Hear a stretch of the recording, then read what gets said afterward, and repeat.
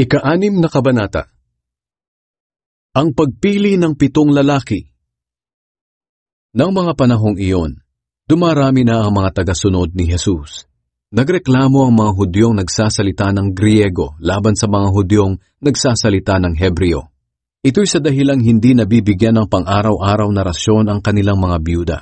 Kaya ipinatawag ng 12 apostol ang lahat ng tagasunod ni Jesus at sinabihan sila, "Hindi mabuting pabayaan namin ang pangangaral ng salita ng Diyos para mag-asikaso lang ng material na mga tulong. Kaya mga kapatid, pumili kayo sa mga kasamahan ninyo ng 7 lalaking may malinis na pangalan, marunong at puspos ng banal na espiritu. Sila ang pamamahalain natin sa mga material na tulong. At ilalaan naman namin ang aming oras sa pananalangin at sa pangangaral ng salita ng Diyos." Sumang-ayon ang lahat ng mga mananampalataya sa sinabi ng mga apostol. Kaya pinili nila si Esteban na may matibay na pananampalataya at puspos ng banal na espiritu. Pinili rin nila sina Felipe, Prochorus, Nicanor, Timon, Parmenas at Nicolas na taga-Antioch. Si Nicolas ay hindi Hudyo, pero umanib sa relihiyon ng mga Hudyo. Dinala nila ang mga napiling ito sa mga apostol, at ipinanalangin sila ng mga apostol at pinatungan ng kamay bilang pagtatalaga sa tungkulin. Kaya patuloy na kumalat ang salita ng Diyos.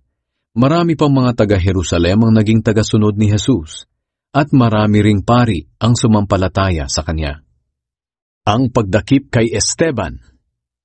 Pinagkalooban ng Diyos si Esteban ng pambihirang kapangyarihan. Kaya maraming himala at mga kamanghamanghang ginawa niya ang nasaksihan ng mga tao. Pero may mga taong kumalaban sa kanya. Ito ay ang mga Hudyong mula sa Cyrene, Alexandria, Cilicia at Asia. Mga miyembro sila ng sambahan ng mga Hudyo na tinatawag na sambahan ng mga pinalaya sa pagkaalipin. Nakikipagtalo sila kay Esteban, pero hindi nila kayang talunin si Esteban dahil binigyan siya ng karunungan ng banal na espiritu.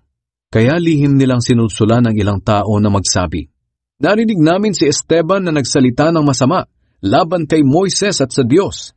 Sa ganitong paraan, naudyukan nilang magalit ang mga tao, ang mga pinuno ng mga Hudyo, at ang mga tagapagturo ng kautusan.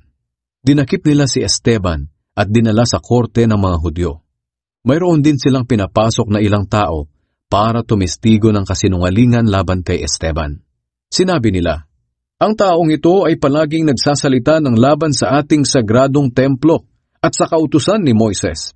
Narinig naming sinabi niya na ang ating templo ay gigibain ni Jesus na taga Nazaret at papalitan niya ng mga kaugaliang iniwan sa atin ni Moises." Ang lahat ng miyembro ng korte ay tumitig kay Esteban at nakita nila ang kanyang mukha na nagliwanag na parang mukha ng anghel.